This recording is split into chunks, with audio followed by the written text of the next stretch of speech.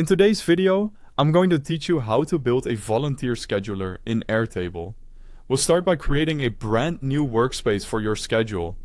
On your desktop, log into Airtable, click Add a Base, then choose Start from Scratch.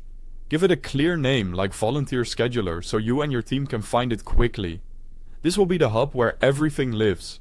Next, set up the core structure with 4 tables that work together. You'll have volunteers for people details, shifts for the time slots you need to fill, assignments to connect people to those time slots, and an optional availability table if you want volunteers to tell you when they're free. These pieces form the backbone of a reliable scheduling system.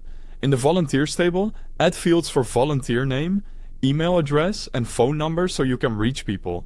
Add skills as a multiple select to match the right person to the right shift. A status field with active and inactive to keep your roster tidy.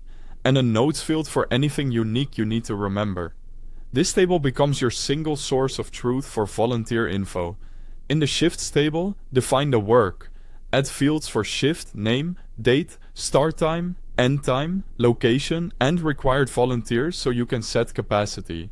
Include a shift status with options like open, filled, and cancelled. This gives you a clear snapshot of when and where help is needed and how close you are to full coverage. Now connect the dots in the assignments table. Add a linked field to volunteers, another linked field to shifts, and include assignment status with assigned, confirmed, and cancelled. Add check-in status with checked in and no-show so you can track attendance. Linking brings your schedule to life without double data entry. Create helpful views next. Set up open shifts, filled shifts, upcoming assignments, and a volunteer schedule view that shows each person's upcoming commitments. By the way, there's a link to the Airtable website at the top of the description so you can open it and follow along step by step. Automations save time. Configure notifications to volunteers when they're assigned to a shift, alerts to coordinators when a shift reaches capacity, and automatic updates to shift status when assignments hit the required number. This keeps everything accurate in real time. Use formulas and conditional coloring to spot issues fast.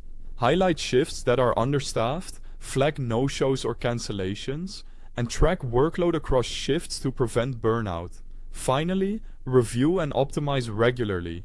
Check assignments, automations, and shift capacity, and adjust views as needs change. This setup scales smoothly for larger events or teams. That's how you can build a volunteer scheduler in Airtable to organize shifts, assignments, and availability efficiently. Thanks for watching.